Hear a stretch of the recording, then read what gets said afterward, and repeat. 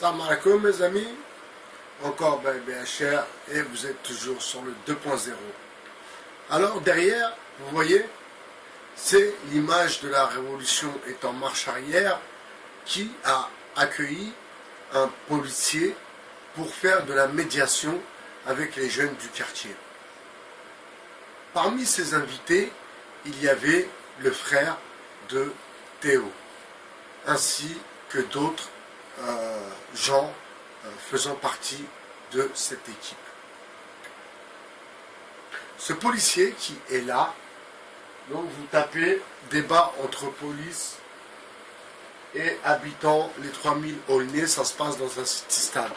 Donc tapez ça et vous allez voir ce qui se raconte.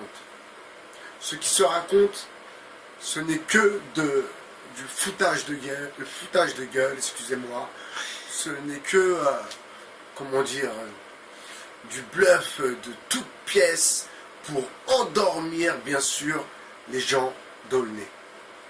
Et comme il y a eu le soi-disant incident tragique, et d'ailleurs, je vais en arriver là, cet incident tragique avec l'affaire Théo, eh bien, la police intègre et infiltre encore plus les quartiers. En fait, c'était ça la douille. Maintenant, il faut remonter un peu les choses.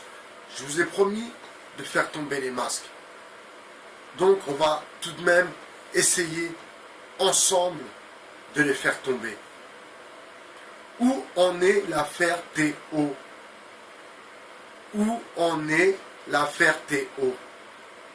Alors, je demande, moi je vais faire mes recherches de mon côté, mais pour qu'on soit plusieurs, donc plus forts, et là je m'adresse à ceux aussi qui voudront faire partie du 2.0. Où en est l'affaire Théo? Cette vidéo sera postée ensuite sur ma page Facebook et je vous ferai voir une photo de ce policier dans une manif avec une écharpe. Et on le reconnaît tout de suite, à sa manière de parler, et puis malgré l'écharpe, on le reconnaît. Donc, c'est un infiltré. Donc, ça veut dire que la révolution en marche arrière ramène un infiltré dans la cité. Donc, dites-moi, si ce n'est pas de la collaboration, comment ça s'appelle? Comment ça s'appelle? Si ce n'est pas de la collaboration, comment vous appelez ça? Comment vous appelez ça?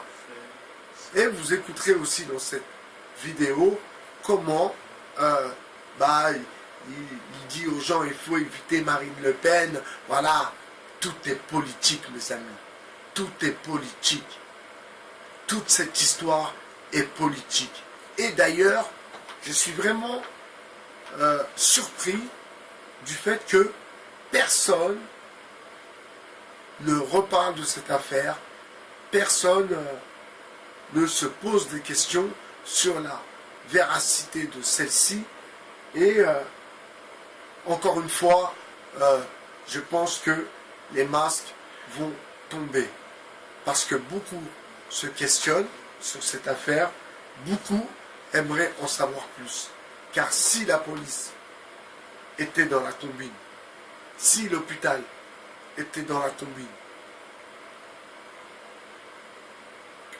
donc c'est une affaire d'État.